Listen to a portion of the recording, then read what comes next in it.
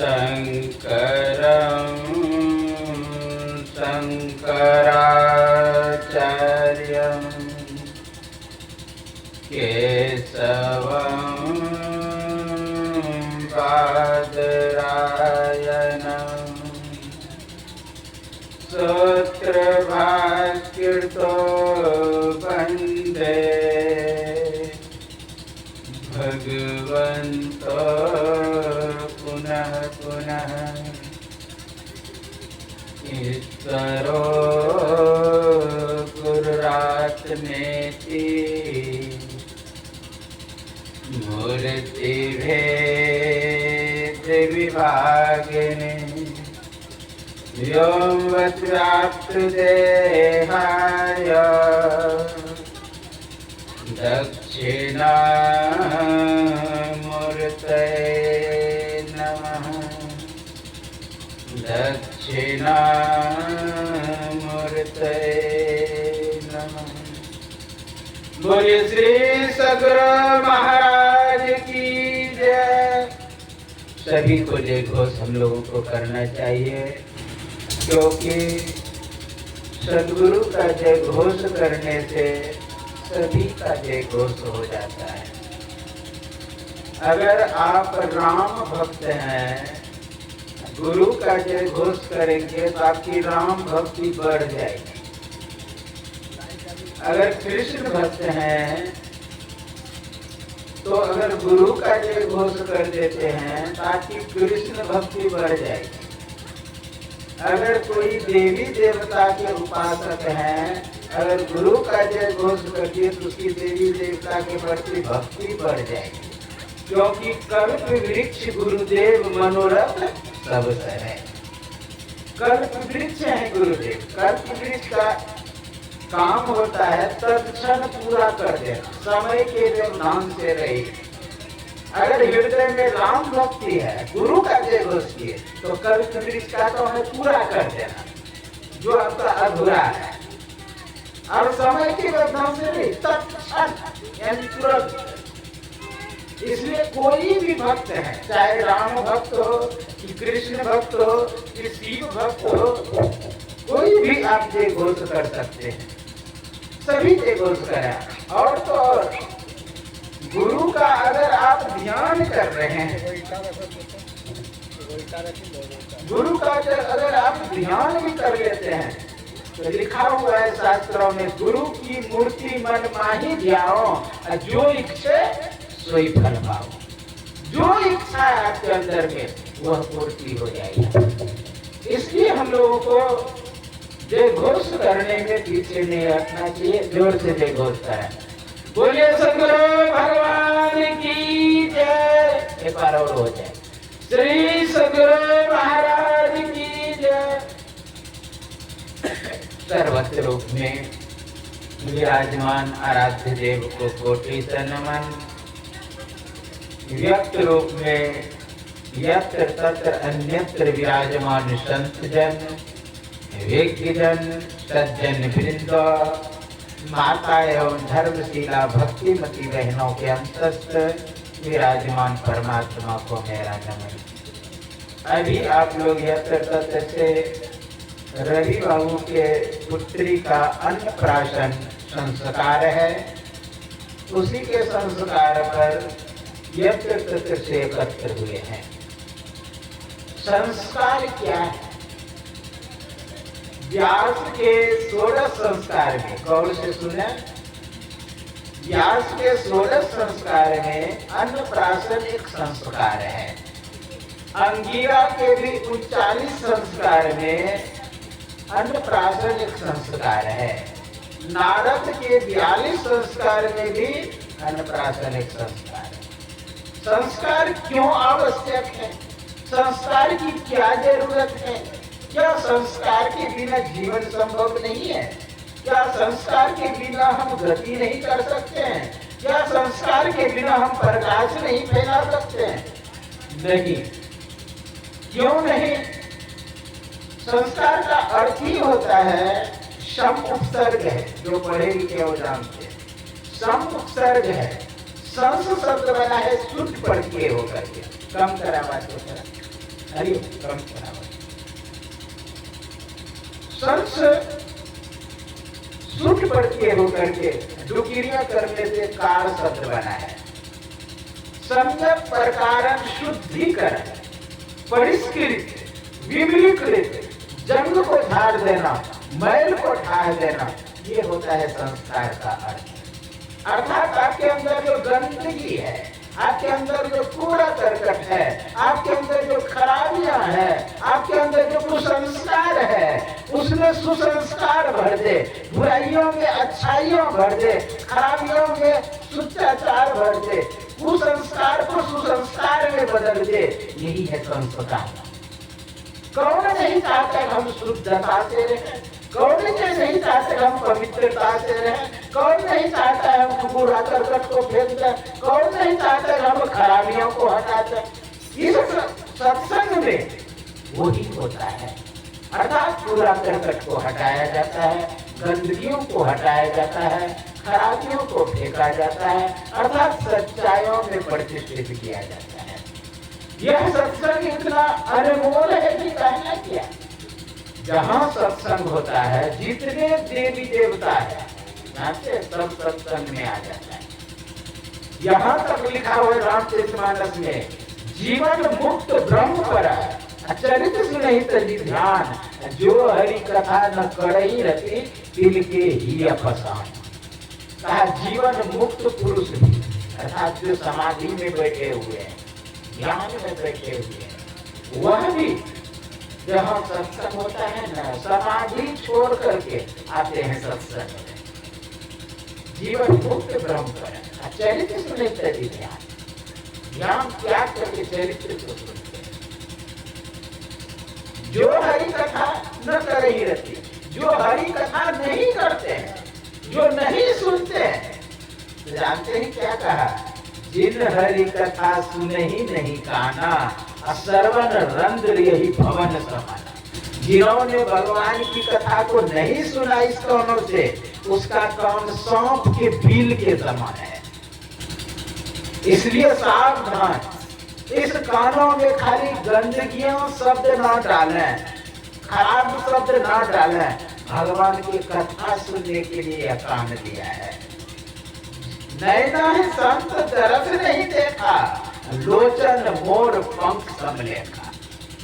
अगर इन आंखों से संतों का दर्शन नहीं किया, तीर्थों पर नहीं गए, भगवान के छवि का दर्शन नहीं किया, तो जानते हैं जिस तरह मयूर के पंखे में आंख बना हुआ होता है ना, केवल शोभा है।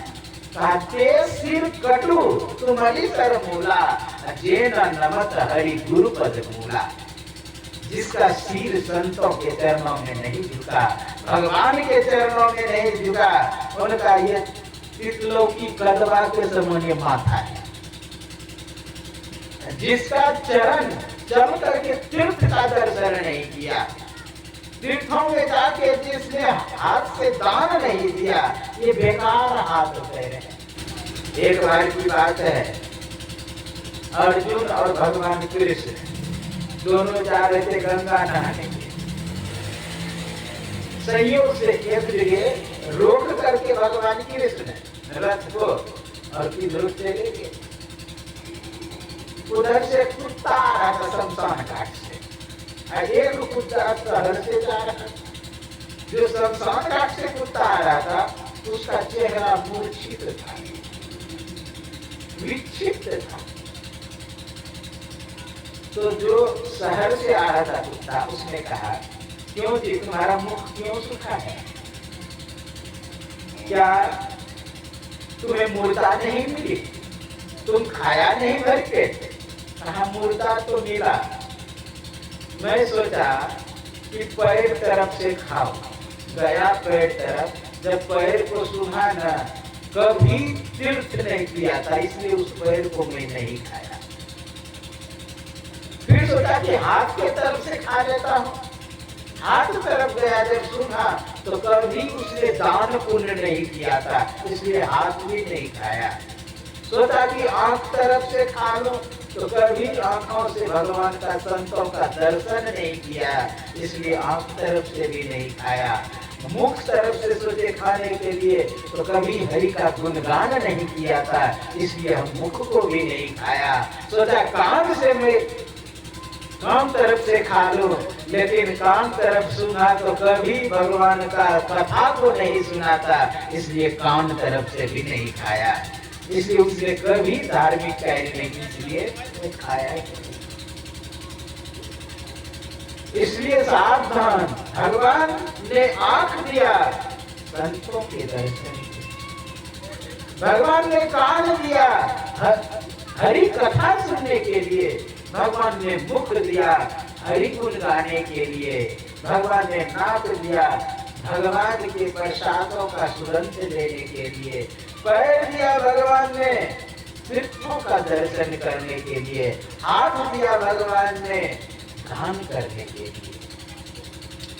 लेकिन हम लोग भूल जाते हैं क्या करना चाहिए, क्या नहीं करना चाहिए, क्या खाना चाहिए, क्या नहीं खाना चाहिए, भूल जाते हैं।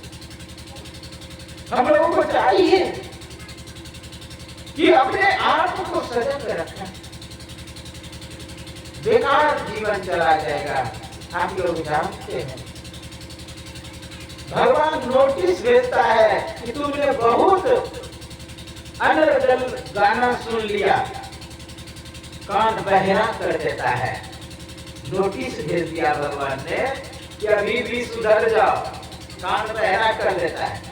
लेकिन लोग माइक्रोफोन लगा करके उस नोटिस को दबा देता है, नहीं नहीं अभी मेरा कान खराब नहीं हुआ है, तो धीरे धीरे आंख खराब कर देता है। बहुत तुमने रूप सब देखा, भगवान का रूप को नहीं देखा, इसे आंख खराब कर देता है। तो भगवान का नोटिस दबा देता है, थोड़ा सा लगा केस कर देता है सफेद कि अरे अब तुम बूढ़ा होने चला, भगवान का भजन करो। लेकिन क्या करता है, डायलॉग कर लेता है, क्या नोटिस दबा दिया अभी जवान है, दांत तोड़ देता है कि बहुत तुमने भोजन किया, लेकिन उस नोटिस को भी दबा देता है नकली दांत लगा कर, कमर टेढ़ा कर देता है, तुम बहुत ऐठ के चला, कम कम भगवान का नाम लो। लेकिन मोटा वाला बेट लगा के उससे भी सीधा करते हैं कि नहीं नहीं अभी मैं बूढ़ा नहीं हुआ। जितना भी नोटिस को दबाते जाइए दबाते जाइए, एक बार कुर्की जबकि हो जाएगा। रे मन तज निज श्यामता, केस करे उपदेश, मैंने तो रंग बदल दिया, तू न तजा निज वेश। रे मन तज निज श्यामता, कहता है मन, रे मन श्यामपन को त्यागो, कालापन को त्यागो। केस करे उपदेश, केस कहता है मैंने तो रंग बदल दिया, मैं भी था काला लेकिन मैं सफेद हो गया, लेकिन तू न तजा निज वेश। विचार करेगा इतने लोग हैं इस गांव में जो इतना ही आए हैं, जबकि जीवन मुक्त कोई पुरुष होते वो भी सत्संग में आते हैं। अगर कोई राम को मानने वाले हैं, वो अगर सत्संग में नहीं आया तो राम का अपमान कर रहा है, सत्संग का नहीं। क्योंकि भगवान राम बोले देहि सत्संग निज अंग श्रीरंग शरण सुख हरि। कहा भगवान का निज अंग है तो सत्संग है। अगर सत्संग में नहीं आते हैं तो भगवान राम का अपमान करते हैं। जितने देवी देवता है सब सत्संग में आ जाते। विचार करिए, अगर कुल देवता के कोई पुजारी अगर सत्संग में नहीं बैठा तो कुल देवता का अपमान कर रहा है। अगर दुर्गा की कोई पुजारी है सत्संग में नहीं आए तो दुर्गा का अपमान कर रहे हैं। अगर कृष्ण का पुजारी है अगर सत्संग में नहीं आया तो कृष्ण का अपमान कर रहा है। लेकिन जानते हैं जो आपके कुल देवता स्थान देवता उसका अपमान करेंगे ना, वो जानते हैं घसीटता अधिक है। इसलिए घसीटन से बचना चाहते हैं तो अपने देवता का सम्मान करें। मैं नहीं कह रहा कि सत्संग का सम्मान करें, आपका ही शास्त्र कहता है कि सभी देवी देवता सत्संग में आ जाता है। जितने नदी नद तीर्थ जीवन मुक्त पुरुष भी सत्संग में तो आप किस खेत की मूली? एक मधेपुरा जिला है, मधेपुरा जिला में एक कामेश्वर बाबा थे। कामेश्वर बाबा सामने सत्संग कर रहे थे। कुछ ही दूर पर भगैत गाय है, उधर भगैत चलता है उधर। तो भगैत गाय में, भगैत गाने में एक मूल गायन होता है, तो मूल गायन पर देवता उतरता है। तो खूब गा रहा है मूल गायन कि अब तो देवता उतर जाना चाहिए, अब तो देवता उतर जाना, उतर ही नहीं रहा देवता। पूरा शाम हो गया, शाम हो गया, 6 बज गया, तब देवता उतरा। तो किसी ने पूछा आप इतना देर कैसे किए? अरे कामेश्वर बाबा सत्संग कर रहे थे, उसी में बैठ गए थे। अब बोलिए देवता कहाँ बैठा है? वह कीर्तन कर रहा है, क्या देखा बैठा हुआ सत्संग। इसे कौन नहीं चाहता है कि सत्संग हो? इसलिए मैं यही नहीं चाहता कि मेरे गुरु का सम्मान करें, आप अपने इष्ट का सम्मान करने के लिए आ जाए। जैसे आपने मान लीजिए कलश बैठाया भागवत कथा में, आप कथा में नहीं आ रहे तो कलश का अपमान कर रहे हैं कि सम्मान कर रहे हैं? आप अपमान कर रहे हैं। इसलिए ये जो सत्संग है बड़े भाग्य से मिलता है। कहा तात मिले पुली मात्र मिले सुध भ्रात मिले ज्योतिष हो जाए, लोक मिले विधि लोक मिले वैकुंठ मिल जाए। कहा सब चीज मिल सकता है लेकिन संत समागम दुर्लभ भाई, दुर्लभ, सुलभ से नहीं मिलता है। अभी आप लोग पाठ में सुन रहे थे कि मैया पार्वती का जन्म हुआ है। पूर्व जन्म में कौन थे? कोई सती। दूसरा जन्म हुआ हिमाचल की पुत्री बन के जन्म ली। हिमाचल यानी पर्वत, पहाड़। पर्वत रापत्यम इति पार्वती, पर्वत से जो उत्पन्न हुए उसे पार्वती कहते। गिरजा, गिरी मतलब पर्वत, जा मतलब उत्पन्न होने। जो गिरजा यानी पर्वत से उत्पन्न हुई, वह जब उत्पन्न हुई तो नारद बाबा आते हैं और नारद बाबा के गोद में देते हैं नारद पुत्र को कि आप देखिए मेरे बच्चे का भविष्य ठीक है कि नहीं। जब गोद में लिए कहा सब चीज ठीक है, सब उत्तम है, लेकिन एक चीज खराबी है। कहा क्या? इसका जो पति होगा अमंगल वेश वाला होगा, लेकिन मंगल हो सकता है। कहा कैसे? अगर ये तप करे तो, भजन करे तो, भक्ति करे तो, सत्संग करे तो, क्योंकि तप के बल से ही सब कार्य संपन्न होता है। आप देखिए, तप बल रचये प्रपंच विधाता, तप बल विष्णु सकल जग त्राता। राम सिया राम सिया राम, जय जय राम, राम सिया मंगल भवनया मंगल हारे, जब सुदर्शन अजर बिहारी। सिया राम जय जय राम, राम सिया राम जय जय राम। तप बल रचये प्रपंच विधाता, तप बल विष्णु सकल जग त्राता। राम सिया राम जय जय राम, राम सिया राम जय जय राम। तप बल शिव का रहि संहारा,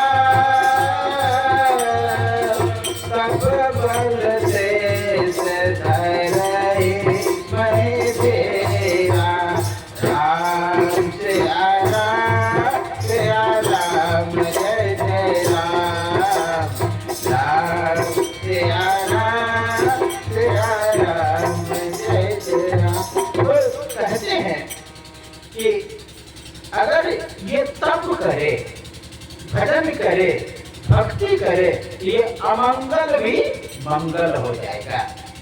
क्योंकि भगवान शिव और भगवान विष्णु और ब्रह्मा कुछ भी कार्य करते हैं तो तप के बल से। तप बल ब्रह्मा क्या करते हैं? सृष्टि करते हैं। तप बल शिव करे, तप बल शिव करे ही संहार। अगर तप नहीं करेंगे शिव तो संहार भी नहीं कर पाएंगे। अगर तप नहीं करेंगे विष्णु तो पालन नहीं कर पाएंगे। एक बार की बात है, भगवान विष्णु तप कर रहे थे किसी राक्षस को मारने के लिए।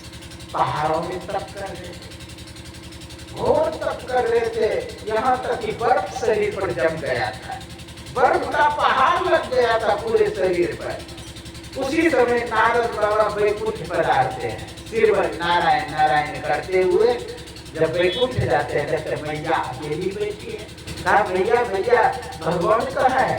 अरे नारद पता नहीं वो कहाँ है। कहा तुम खाक पतिव्रता धर्म का पालन करती हो, जब पता ही नहीं पति कहाँ है तो खाक पालन करती हो। देखा कि नारद ने व्यंग कर रहा है। अरे नारद तुम्ही को पता होगा वो कहाँ है? कहाँ? वो बर्फ में मर रहा है। यही पतिव्रता धर्म, पति वहाँ मर रहा है बर्फ में, आप यहाँ पलंग पे बैठी हैं। देखा व्यंग कर रहा है तो वहां गए खोजने के लिए, देखा हिमालय में बर्फ में बैठे, बर्फ गिर रहा है उस पर। तो बैर वृक्ष बन के, बैर समझते बैर का वृक्ष, बैर वृक्ष बन के इसे ढक लिए ताकि बर्फ बगल गिर जाए, साइड में गिर जाए। जब तपस्या से भगवान विष्णु उठे तो देखते हैं कि लक्ष्मी जी मेरा सेवा कर रही है। कहा ये जगह दोनों के नाम से परिचित होगा, बद्री यानी लक्ष्मी, बैर कहते बद्री को है, तो बद्री मतलब लक्ष्मी और नारायण मतलब भगवान विष्णु। बद्री नारायण, वही जगह बद्री नारायण हुआ। इसलिए तप बल रचई प्रपंच विधाता, तप के बल से ही विधाता अर्थात ब्रह्मा जी सृष्टि करते हैं। अगर तप नहीं करे तो सृष्टि नहीं करते। और जहां जहां तप की बात आई है वहां वहां जानते सृष्टि की बात है, जहां जहां सृष्टि की बात आई वहां तप की बात आई है। अच्छे सृष्टि के लिए, अच्छे पुत्र पुत्री के लिए, सुयोग्य पुत्र के लिए आपको तप करना पड़ेगा, भजन करना पड़ेगा, भक्ति करना पड़ेगा। जहां भी तप की बात आई, सृष्टि की बात आई, वहां तप की बात जरूर आई। कर्दम ऋषि तो ब्रह्मा जी का मानस पुत्र था। ब्रह्मा जी ने कहा कि तुम पहले तप करो, उसके बाद तुम सृष्टि करना। तो घोर तप किए भगवान का, तो भगवान प्रसन्न हुए, दर्शन दिए तो कहा कर्दम मैं जानता हूं तुम तप किस लिए कर रहे हो। तुम तप कर रहे हो कि मैं विवाह करूंगा और विवाह करके सृष्टि को बढ़ाऊंगा, तप करके। यहीं पर तुम ठहरना। अमुक तिथि को मनु और शत्रुपा अपनी पुत्री देवहूति को लेकर के आएंगे और देवहूति को तुम स्वीकार कर लेना, तब तुम सृष्टि करना। सहयोग से देखिए वह तिथि आए और देवहूति को लेकर के मनु और शत्रुपा की पुत्री देवहूति को लेकर के उसके पास आए। और जब पास आए उसका स्वागत किया, सम्मान किया, कहा कि हे कर्दम मैं जानता हूँ आप तप किस लिए कर रहे हैं। थोड़ा सा बात को कम करेंगे, थोड़ा सा बोलिए सद्गुरु भगवान की जय। तो कहा कि हे कर्दम ऋषि मैं जानता हूँ आप तप किस लिए कर रहे हैं। आप विवाह करने के लिए तप कर रहे हैं, सृष्टि करने के लिए। ये मेरी पुत्री है देवहूति, आप इसे स्वीकार कर लें। ये उत्तम पाद और प्रिय वर की बहन है, अभी बात दान ही नहीं हुआ है और यति सुंदरी है, आप इसे स्वीकार करें। कहा मैं स्वीकार करने के लिए तैयार हूँ, लेकिन मेरा एक शर्त है। कहा क्या शर्त? कहा अगर संतान उत्पत्ति हो जाएगी तो मैं संन्यास ले लूंगा। कहा ठीक है। तो वहां पर कर्दम ऋषि के पास देवहूति रहने लगी। फिर समाधि में बैठ गए कर्दम ऋषि। भागवत महापुराण में विस्तार से है, भागवत करता हूँ तब विस्तार से कहता। 31 तारीख को मेरा भागवत समाप्त हुआ, लॉकडाउन में था 31 तारीख तक, तो उसमें विस्तार से कहा जाता है। तो कर्दम ऋषि समाधि में बैठ गए। जब समाधि में कर्दम ऋषि बैठ जाते हैं तो मैया देवहूति सेवा करने लगती। जब समाधि से कर्दम ऋषि उठते हैं तो देखते हैं कि शरीर में झुर्रियां पड़ गई है देवहूति को, चेहरा विकृत हो गई। कहा कि देवहूति तुम्हें क्या चाहिए, तुम मेरा सेवा बहुत की है। कहा आप अपने वचन का पूरा करें, अर्थात आप जो कहते हैं कि संतान उत्पत्ति हो जाएगी तो उस बात को पूरा करें। भगवान की इच्छा समझ करके अपने सिद्धि बल से विमान लाए और विमान पे सवार होकर के बहुत दिन विहार किए। 9 पुत्री का जन्म हुआ जिसमें अनुसुईया भी है। विचार करिए कैसी पुत्री का जन्म हुआ, सप्तर्षियों को विवाह किया गया। एक पुत्र का जन्म हुआ जिसका नाम कपिल मुनि हुआ। विचार करिए तपस्या का फल। लोग सोचते हैं कि मेरा राम ऐसा पुत्र हो, कृष्ण ऐसा पुत्र हो, अनुसुईया ऐसी पुत्री हो, मीरा सहजो ऐसी पुत्री हो, लेकिन उसके योग व्यवस्था ही नहीं कर पाते हैं लोग। उसके योग पहले व्यवस्था तो करें। यूं ही भगवान राम नहीं आगे कौशल्या के, यूं ही कृष्ण यशोदा के यहाँ नहीं आगे, पहले उसने तप की है, भजन की है, भक्ति की है। तब आप लोग सुने होंगे कश्यप अदिति महातप किन्ने तिनका मैं पूरा कर देंगे। कश्यप अदिति घोर तप की। हम लोग भी चाहते हैं अच्छे पुत्र हो, लेकिन वैसा तप ही नहीं करते, भजन ही नहीं करते, भक्ति ही नहीं करते। याद कह रहे कि मेरा पुत्र नालायक हो गया, मेरा पुत्र खाने के लिए नहीं दे रहा, मेरा पुत्र अपने भाई में लगता। कारण क्या है? आप वैसा योग्य तप नहीं किए हैं। आप ही का संस्कार बच्चे पर पड़ता है। बातों पुत्र परातों घोरा नहीं कुछ आपका संस्कार बच्चे पर पड़ता है। आपका ही नहीं, आपके माता पिता का भी संस्कार बच्चे पर, दादा दादी का भी संस्कार पर। उधर से नाना नानी का भी, अब उससे भी पूर्वज का दादा आते रहता है। इसलिए मूल कॉपी में भूल ना करें। मूल कॉपी में अगर रम लिखा गया, राम नहीं लिखाया, तो जितना हजारों कॉपी करते जाइए वो रम ही लिखाएगा। इसलिए हम अपना डीएनए को सुधारें। अपने आप की अगर सुधार कर लेंगे, अपने आप का सुधार कर, स्वाभाविक बच्चे पर प्रभाव पड़ेगा। स्वाभाविक बच्चे, आप भक्त बनेंगे तो स्वाभाविक बच्चे बनेंगे। इसलिए हम लोगों को चाहिए कि अपना कल्याण करें। अभी आप लोग सुने कि तप के बल से ब्रह्मा जी सृष्टि करते हैं, तप के बल से विष्णु जी पालन करते हैं। अगर तप नहीं करे, भजन नहीं करे तो पालन नहीं हो सकता। आप भी जो अपने परिवार का पालन पोषण करते हैं, तो विचार करिए आप खेत में काम करते हैं कि नहीं, ऑफिस में काम करते हैं, उसी के पालन के लिए तो कर रहे हैं। अब वो जो आप खेत में काम कर रहे हैं, ऑफिस में काम कर रहे हैं, दुकानदारी कर रहे हैं और कुछ करते हैं, वो आपके लिए तप है। वह ठीक ढंग से चले, इसलिए हम तप करते हैं। हमारा फौज जो बॉर्डर पर बैठा हुआ है, वो समझिए तप है। तप के बल से ही रक्षा करते हैं।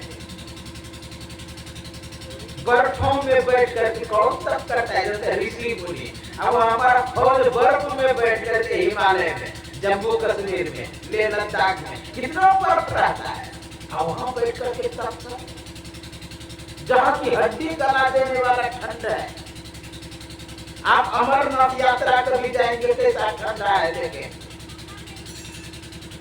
इतनी ठंडा रहता है। अब वहां पर हमारा फौज बैठा रहता है,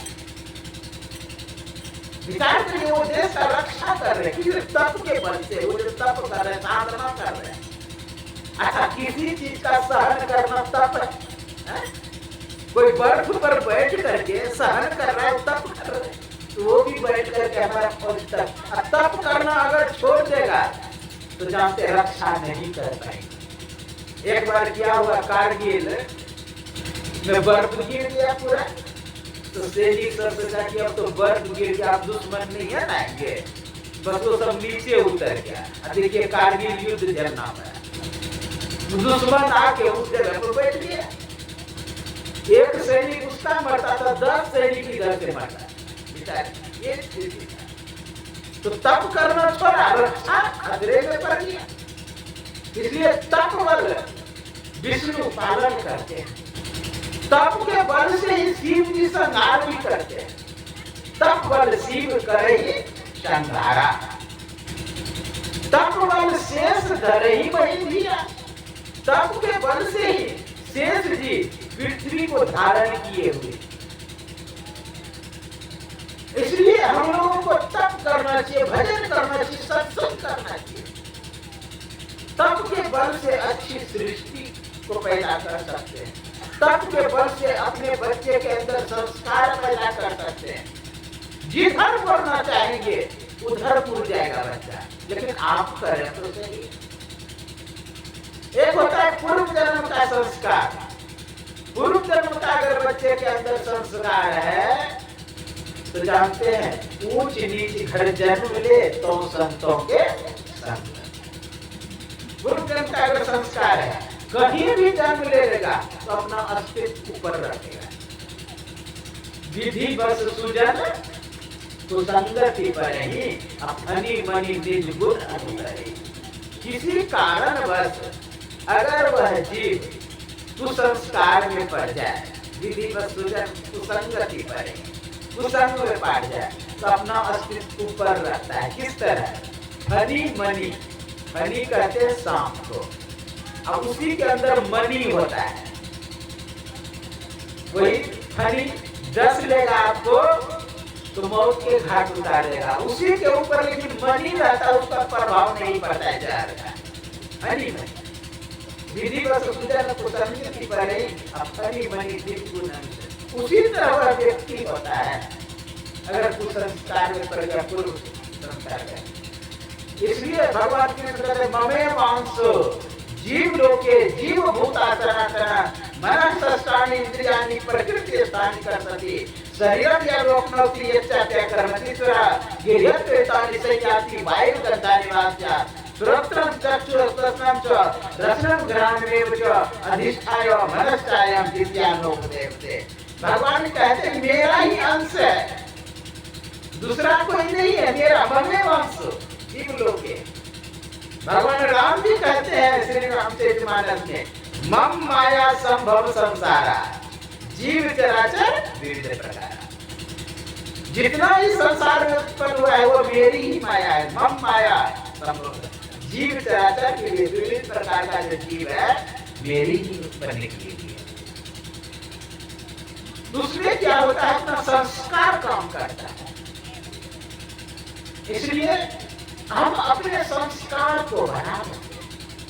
अगर पूर्व जन्म का संस्कार अगर अभी बना रहे हैं तो अगला जन्म आपका पूर्व जन्म हो जाएगा। भगवान कृष्ण कहते हैं जो भी आपने संग्रह किया, कुछ भी शुभ कर्म अशुभ कर्म कुछ भी संग्रह किया, वो आपके साथ ही जाता है। धर्मानुगच्छति जीव में का, जीव के साथ में क्या जाता है? धर्म जाता है, कर्म जाता है, क्योंकि आपने जो जो कर्म किया है वही आपके संग में जाएगा। भगवान कृष्ण कहते हैं तत्र तम बुद्धि संयोग लभतर पूर्व देह। जो जो आप बुद्धि में संग्रह किए तो लभते पूर्व देह का, तो पूर्व देह का पूर्व अभ्यास तेने हीयते ही अवसोपियो।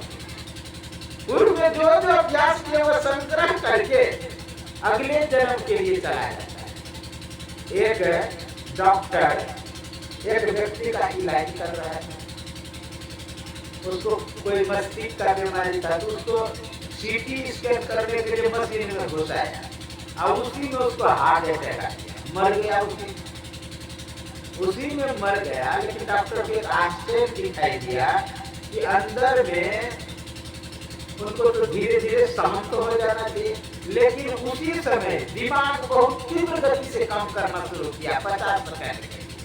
तो डॉक्टर सोचा कि दिमाग इतना सक्रिय कैसे हो गया इसका अंदर। तो उसने रिसर्च करना शुरू किया। जो व्यक्ति 1 मिनट के लिए मर गया था फिर जीवित हुआ था, 1 सेकंड 2 सेकंड के लिए मर गया था फिर जीवित हो गया, उसको जाके पूछे कि आपके जिस समय मरे थे आपके मन में क्या होता, क्या हो रहा था उस समय। तो जानते हैं सबसे अंतिम में उसने निष्कर्ष निकाला कि जिस समय लोग मरता है जितना कर्म किया जीवन में वो मात्र 30-40 सेकंड के अंदर पूरा जीवन चरित्र उलट जाता है। एक क्या था, संग्रह हो जाता है, एक संस्कार कोष मेमोरी बन जाता है, संस्कार कोष जिसे न्यूक्लियस एसिड में बंद हो जाता है। वहां पर क्रोमोसोम जो है वहां पर जमा हो जाता है, पूरा संस्कार किया होता है।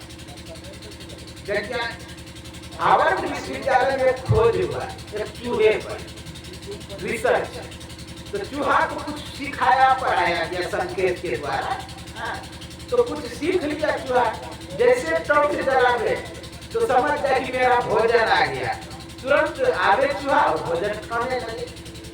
फिर मिठाई के ओर संकेत करे, उधर टॉर्च जला दौड़ के वहां जाए और मिठाई खाने लगे, ऐसे सिखाए। तो कुछ दिन में ट्रेंड हो गया, चूहे को मार के उसे न्यूक्लियस एसिड निकाल दिया और दूसरे चूहे में डाल दिया, दूसरे चूहे में डाला, वो भी चूहा उसी तरह करने लगा जैसे पहला चूहा करता। इसका मतलब उसका संस्कार। इसलिए आपका संस्कार कभी समाप्त नहीं होता है, जो जो आप कर्म करते हैं वह संग्रह हो जाता है। एक क्षण भी मानव कर्म किए बिगड़ नहीं रहता है, ना ही कांक्षित क्षणमपि जातु तिष्ठत कर्म कृता कार्यते ही अवसर कर्म प्रसिद्ध दे करना। एक क्षण भी मानव कर्म किए बिगड़ नहीं रहता है और वह कर्म संग्रह होकर अगले जन्म के लिए जाता है।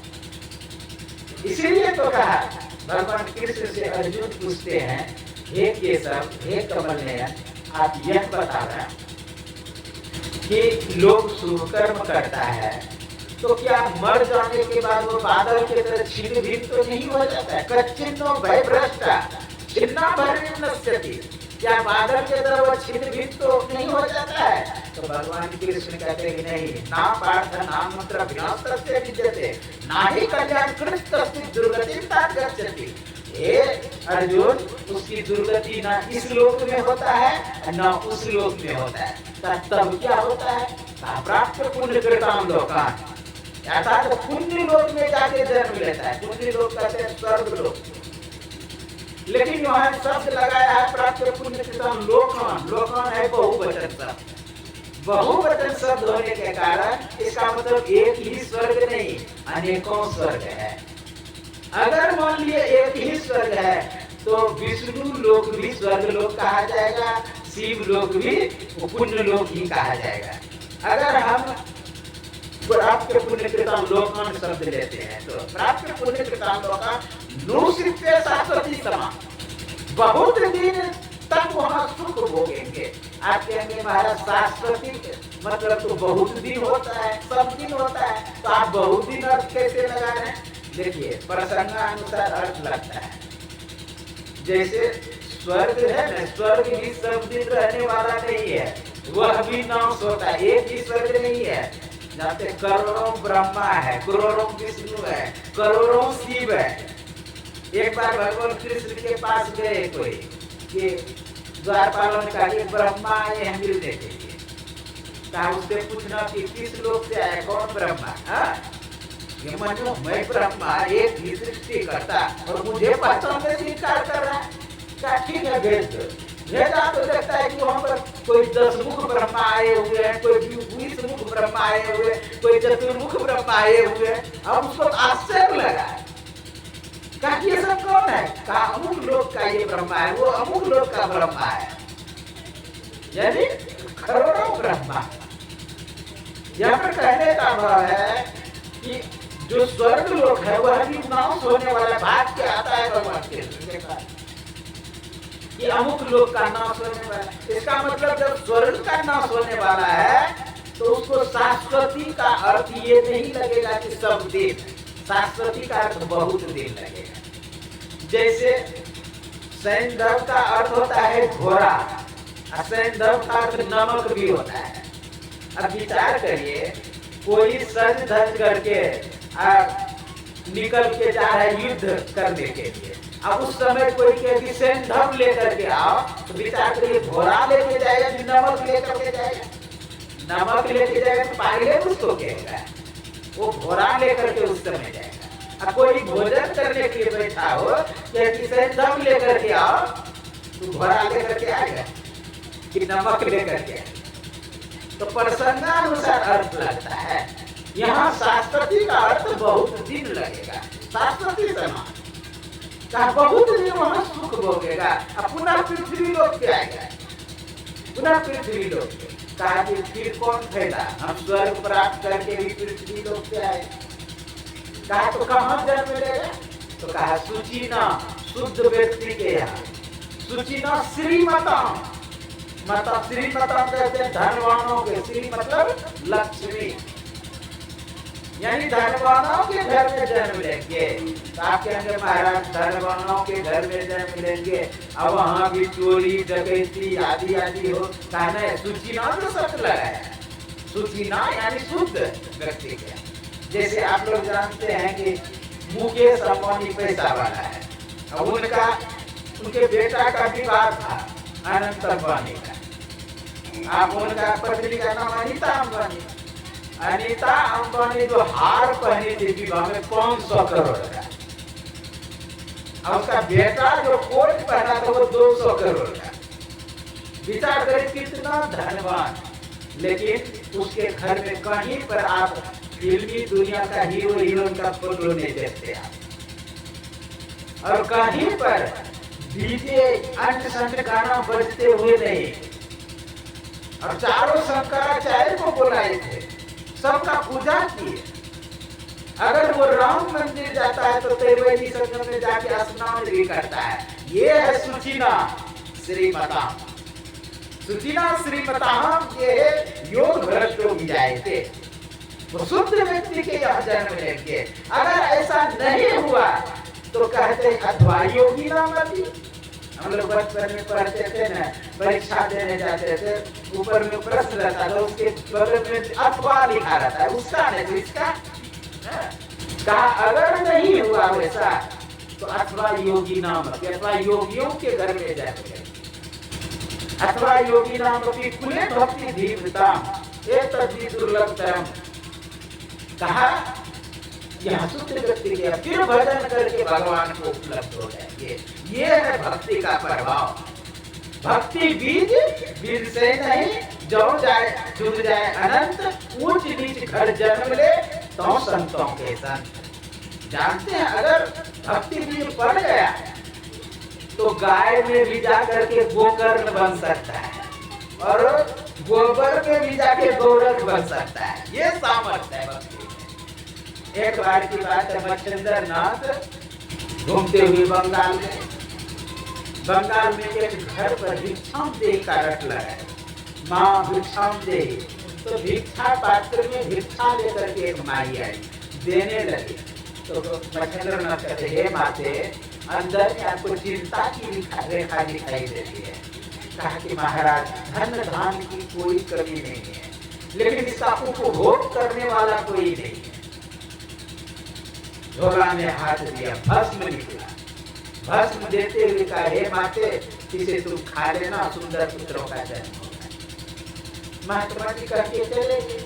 उधर से पड़ोसन देख रही थी, पड़ोसन आके कहती महात्मा जी आपके यहाँ कहा देखो भस्म दिया है कि अच्छे पुत्रों का जन्म होगा। अरे महात्मा कुछ कर देगा, जादू करना, इसलिए मत खाओ इसको।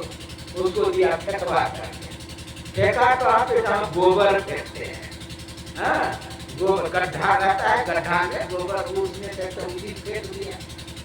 आप लोग जानते हैं पहले महात्मा 12 साल में लौट करके एक जगह आते थे। तो फिर भ्रमण करते हुए मच्छिंद्रनाथ उसी माता जी के यहाँ गए। हे माते भिक्षाम देहि, फिर भिक्षा पात्र भिक्षा लेकर के आई। हे माते तुम चिंतित हो क्या, मेरा भस्म व्यर्थ चला गया? ऐसा हो नहीं सकता। अब वो डर गई अंदर से। वही माता महात्मा है। महाराज वह तो भस्म में फेंक दी थी। चलो दिखाओ कहाँ फेंकी थी। जब गया देखा गोबर का ढेर लगा हुआ है। पुकारा गौरव, आवाज नहीं आई। फिर पुकारा गौरव, फिर आवाज तीसरे बार पुकारा गौरव का आदेश का निकलो बाहर। 12 साल के बच्चे तैयार है। विचार करिए भक्ति का बीज कहां पर जाकर के पल गया। भक्ति बीज से श्रीमद् भागवत महापुराण का कथा सुने होंगे। श्रीमद् भागवत महापुराण का कि एक आत्मदेव नाम का ब्राह्मण था।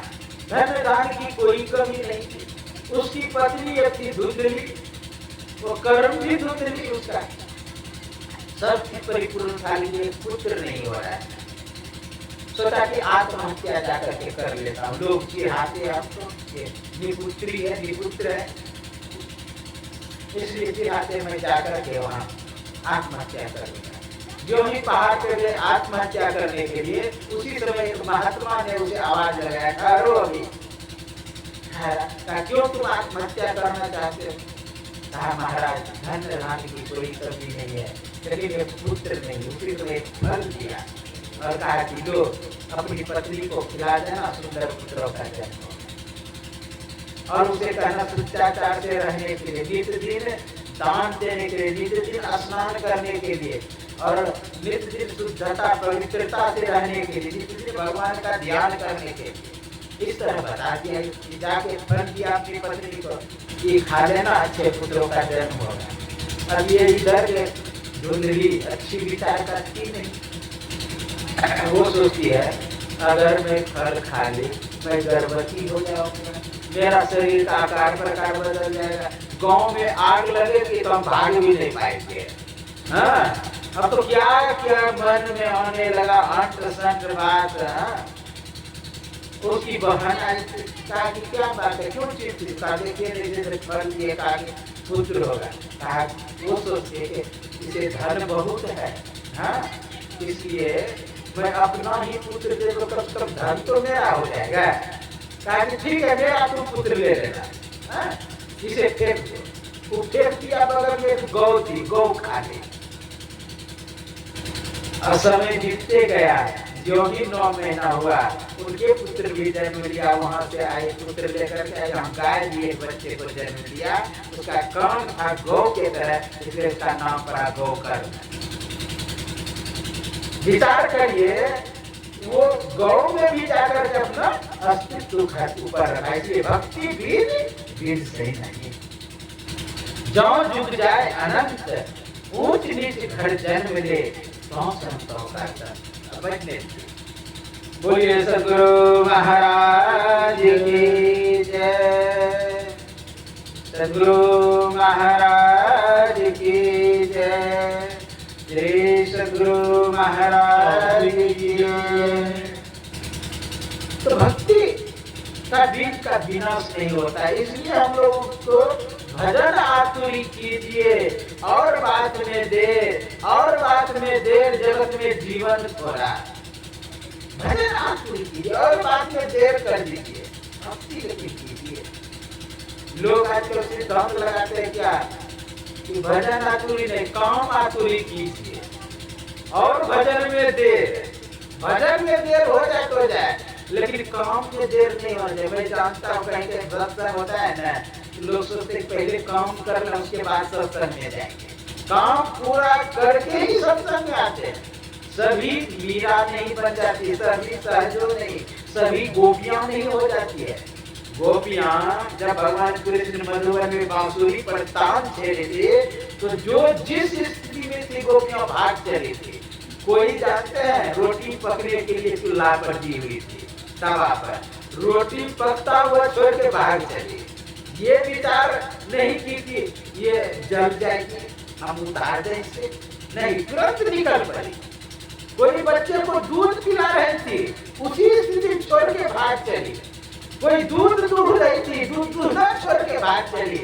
अगर दूध पूरा दूहने के चक्कर में रहती तो दूध से प्रेम होता, कृष्ण से नहीं। रोटी उतारने के चक्कर में रहती तो रोटी से प्रेम होता, कृष्ण से नहीं। फिर श्रृंगार कर रही थी कोई, एक आंख में काजल लगाई, दूसरे में लगाई ही नहीं, भाग चली। ये स्थिति थी गोपिया। ऐसा ही प्रेम होना चाहिए भक्ति में। कहीं सत्संग शुरू हो ना, सब काम त्याग करके, आप लोग जानते हैं, दे धरे कर यही परवाई, भजिए राम सब काम लियाई। इसलिए भजन आप पूरी कीजिए।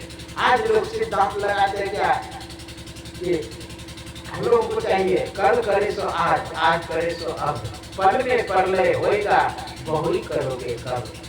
पल में परलय कब क्या हो जाएगा कहना मुश्किल है। इसलिए हम लोग चाहिए भजन आप पूरी।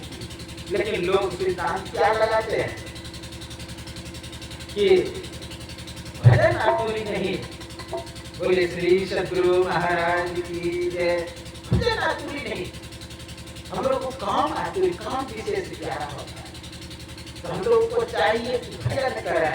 यहाँ पर क्या प्रसंग में पाठ हुआ कि तप करे अगर सती, ये पार्वती तप करे, भजन करे, भक्ति करे तो अमंगल भी मंगल हो जाएगा। तो आप जानते हो तप करने के लिए गई और घोर तप की। युधिष्ठिरा सा कन्या, नकुला विवाहिता। युधिष्ठिर किसे कहते हैं? युधिष्ठिर कहते हैं पर्वतराज हिमालय। युधिष्ठिरा सा कन्या, हिमाचल की पुत्री सा कन्या। नकुला विवाहित है।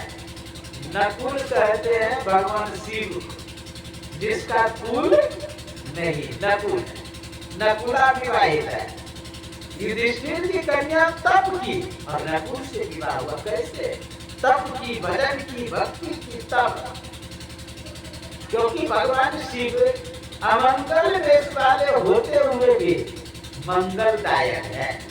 आप लोग सुने होंगे, भानु कृषानु सर्वरस खाए, तीन का अपनित कहे ना कोई। शुभ और अशुभ शरीर सब है, तीन का अपनित कहे। समरथ खेत में न कटे दोष उताई, रवि पावक सुरसरी की नाई। इसलिए भजन करना चाहिए।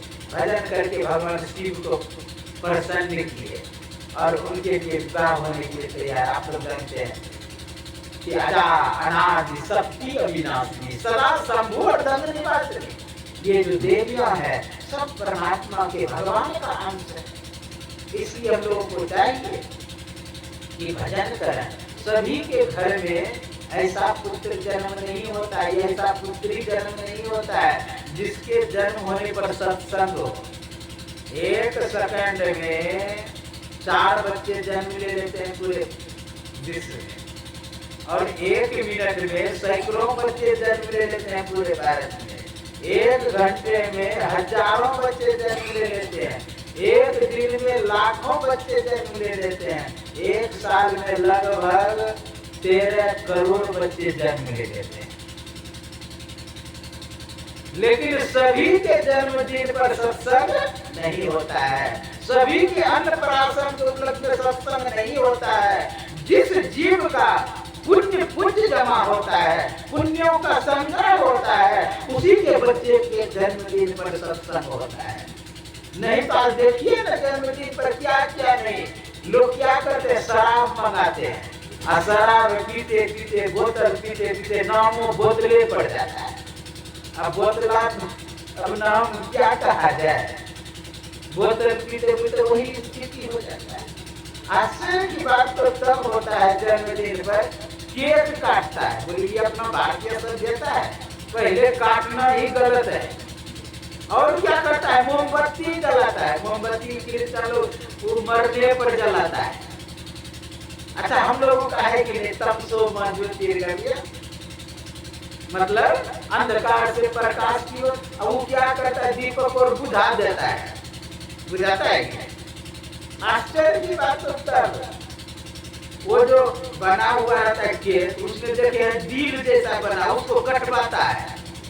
विचार करिए, अच्छा बात है, ठीक नहीं है। और तो फूंक करके बुझाता है।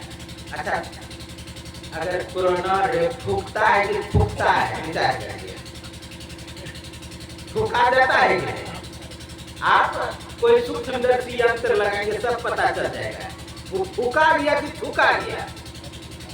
अब वही फूक वाला सबको खिलाएगा। यदि कोरोना रहे तब, इसलिए ये भारतीय सभ्यता संस्कृति हम लोगों का है। तमसो मा ज्योतिर्गमया, प्रकाश जलाइए। कितना अच्छा मक्खन मिश्री है, वो खाइए।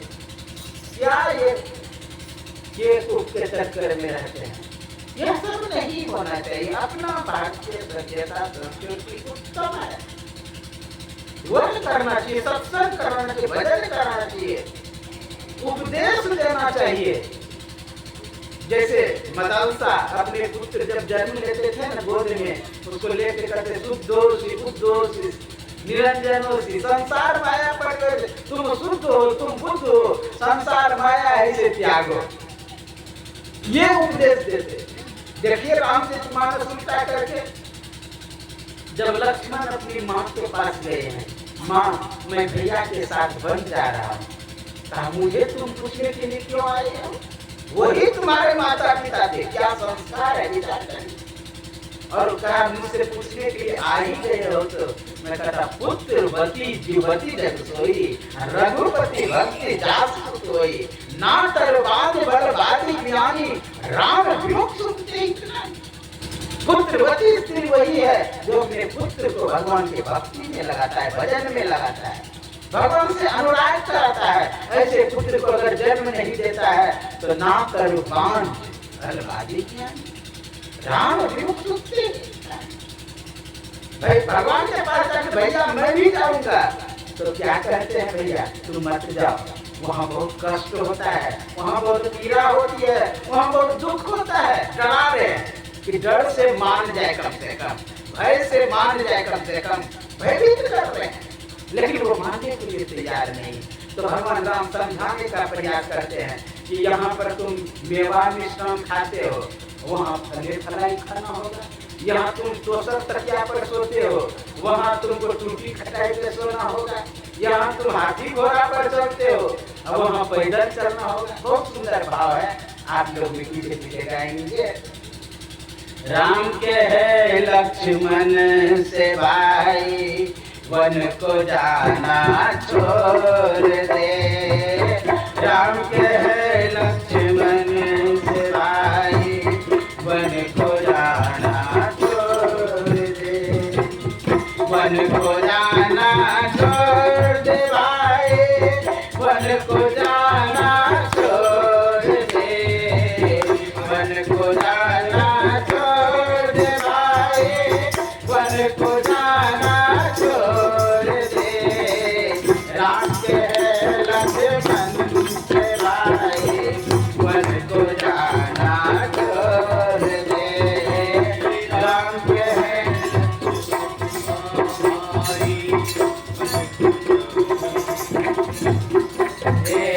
घर का खाना खुआ मलाई, वन का खाना फले फलाई, घर का खाना खुआ मलाई, वन का खाना, घर का खाना खुआ मलाई, वन का खाना फले फलाई, घर का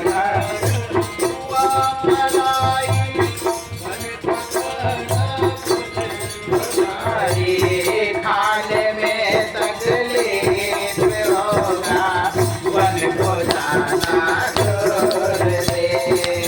खाने में तकलीफ होगा, वन को जाना छोड़ दे।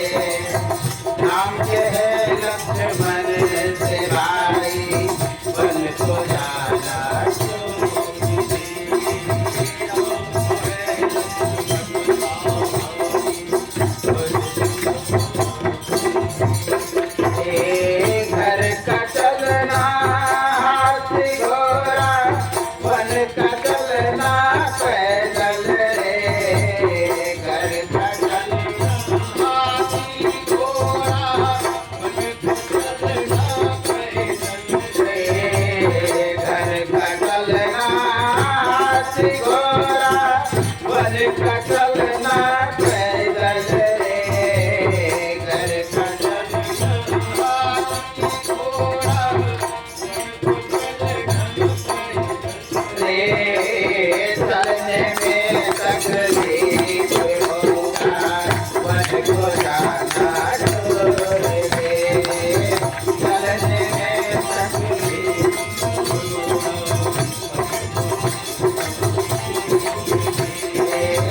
राम है लक्ष्मण से भाई, वन को जाना छोड़ दे, राम है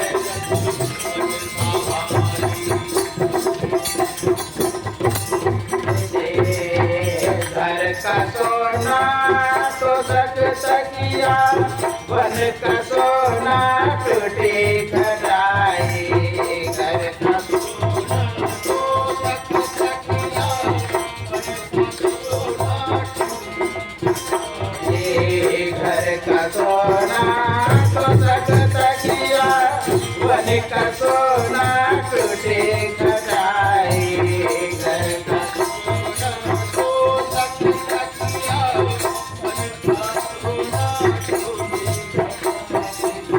सोने में तकलीफ होगा, वन को जाना छोड़ दे, सोने में तकलीफ होगा, वन को जाना छोड़ दे, राम है लक्ष्मण से भाई, वन को जाना छोड़ दे, राम है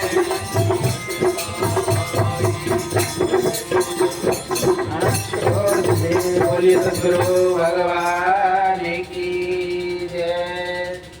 तो भगवान राम लक्ष्मण को समझा, भैया तुम मत जाओ, क्योंकि वन में बहुत कष्ट होता है, पीड़ा होती है, यहाँ तुम तोशक तकिया लगा के सोए हो, वहाँ तुम्हें नीचे सोना पड़ेगा, क्योंकि खटाई पर सोना पड़ेगा, इसलिए तुम मत जाओ। और एक बात सोचने योग्य है कि वहाँ जंगल में दुख हो अथवा ना हो, उससे मतलब नहीं है, लेकिन उस भय से, उस दुख के कारण लक्ष्मण नहीं जाए, इसलिए कह रहे कि दुख होता है वहाँ। जानते हैं नर्क का लोगों को भय दिया जाता है, अब नर्क में दुख है अथवा नहीं है उससे मतलब नहीं है, लेकिन नर्क का जो पीड़ा का वर्णन किया जाता है, दुख का जो व्याख्या किया जाता है, उस दुख के भय से लोग कुकर्म नहीं करेंगे। स्वर्ग का लोभ दिया जाता है, अब स्वर्ग में सुख है अथवा नहीं है उससे भी मतलब नहीं है, लेकिन स्वर्ग में जो सुख का वर्णन करता है, उस लोग से लोग शुभ कर्म करेंगे। इसीलिए हम लोगों को भी चाहिए शुभ कर्म कर, सुकृत कर ले, नाम सुमर ले, को जाने कल की, जगत में खबर नहीं पड़ती, सुकृत कर, शुभ कर। इसलिए हम लोग को चाहिए कि सब करें, भजन करें, भक्ति करें। मानव शरीर का मुख्य उद्देश्य है जन्म लेना, मर जाना, यह उद्देश्य नहीं है। जन्म लेना ठीक है, गुरु महाराज बहुत सुंदर कहते हैं, देह धरे कर यही फल पाई। ये मनुष्य शरीर धारण का एक फल है क्या? देह धरे कर यही फल भाई, भजिए राम सब काम किया, सब कामों पे ताकि आकर भगवान का भजन कर रहे हैं। त्यागने का मतलब यह है ना, समझाएं कि घर द्वार त्याग है। त्यागने का मतलब होता है अंदर से वैराग्य हो, अंजन माही निरंजन रहिए, जोग जुगति पाइए, कली जोग न हो। संसार में रहते हुए संसारिकता से परे रहे। जैसे नदी में नाव चल, नाव नदी को छोड़ करके, पानी को छोड़ के नहीं चल सकती है, लेकिन नदी नाव में ना आ जाए। अगर नदी नाव में आ जाए तो नाव डूब जाएगी। उसी तरह हम लोग को मिला संसार में रहे, संसारिकता से परे रहे, संसारिकता हम में ना आ जाए, नहीं तो संसार लेकर के डूब जाएगी। हम लोगों को भी चाहिए इसी तरह भगवान का भजन करें, भक्ति करें, जब भगवान का भजन करेंगे, भक्ति करेंगे, तो हमारा परम कल्याण हो जाए। शरीर धारण का ही बड़ा भाग 3 हाथ का हो गए, 4 हाथ का हो गए, 5 हाथ का हो गए, ये बड़ा मनुष्य नहीं कहा जाता है। बड़े भाग मनुष्य बाबा, इससे बड़ा जानवर है। पहले डायनासोर होता था, इतना बड़ा जानवर की कहा। हाथी कितना बड़ा है, विचार करिए। हम लोगों से बड़े हैं हाथी, उसके लिए भी बड़े भाग नहीं दिखा। ये 3.5 हाथ का शरीर ये जो छोटा है, ज्ञानी है, इसलिए कहा बड़े भाग। आहार निद्रा भय में तुनंत सामान्य वेतज पशु भी नारायण। खाना पीना सो जाना सब काम है पशु समाना। फिर मानुष दे क्यों धारी, हरि भजन करो सुखारी। भगवान का भजन करें, ये मनुष्य का शरीर दिखा। जानते हैं सब जीव ठीक है, अपनी अपनी विशेषता है। गाय में कम विशेषता है, गाय के जानते हैं पैखाना पेशाब तक का कम आता है। क्या मनुष्य का पैखाना पेशाब कम में आता है? इधर पंजाब के जो मुख्यमंत्री है, उसकी पत्नी कैंसर से पीड़ित है, बहुत पीड़ित। चौथा स्टेज था मीडिया में आया, जानते हैं, बता दिया डॉक्टर ने, आप 4 सप्ताह के मेहमान हैं, आप मर गए। अब कोई बड़े तो उसको कहा कि गौमूत्र आप कौन है, गौमूत्र पीना, गौमूत्र से भी नहाने भी लगे। जानते हो कैंसर बहुत लाभ हुआ है, ध्यान दिया। विचार करिए गौमूत्र में कितनी शक्ति है। 18 तत्व है मिट्टी में, 18 तत्व है गौमूत्र में, कितनी शक्ति। इसलिए देखिए गाय के विषय नहीं लिखा बड़े भाग गाय तक पाला, जबकि उसके चमड़े तक का काम आता है। अब देखिए सींग का दांत नाखून यहाँ तक कि मर जाता है तो उसके चमड़े पर बैठ करके महात्मा लोग सिद्ध हो जाता है। क्या मनुष्य के चमड़े पर बैठ करके आज तक कोई सिद्ध हुआ है? विशेषता तो उसकी होनी चाहिए, बड़े भाग तो उसकी होनी चाहिए। अब हाथी का एक दांत का कीमत 5-5 लाख है, विचार। मनुष्य का दांत तोड़ कर 5 लाख में बेचता है, तो बड़े भाग तो आदमी तर पाना। लेकिन गोस्वामी जी ने बड़े भाग मनुष्य तर पाना। जब जानवर ने चारों तरफ से घेर लिया, जब पूछने लगा, गोस्वामी जी तो सुटक गया। कहा मैं आज किस चक्कर में पड़ गया, कैसे लिखा आपने बड़े भाग मनुष्य तन पावा, क्यों नहीं लिखे बड़े भाग हाथी तन पावा, क्यों नहीं लिखे बड़े भाग सिंह तन पावा, क्यों नहीं लिखे बड़े भाग हिरण तन पावा, क्यों नहीं लिखे बड़े भाग सिंह तन पावा। अब गोस्वामी जी परेशान, तब कहा कि आप लोगों को भक्ति करने का अधिकार है, सब सर झुकाने का, इसीलिए लिखा बड़े भाग मनुष्य तन पावा। मनुष्य को भक्ति करने का अधिकार है, लेकिन देवताओं को भी भक्ति करने का अधिकार नहीं है। जानते हैं वो है भोग योनि, योग योनि नहीं है। वो जो कमाया उसको आप खर्च कर सकते हैं वहाँ, लेकिन कमा नहीं सकते हैं। आप लोग जानते हैं कमाया हुआ धन यदि खर्च करते रहेंगे, एक ना एक दिन समाप्त हो जाएगा। पुण्य छीन सोई देव स्वर्ग से नरक में आवे।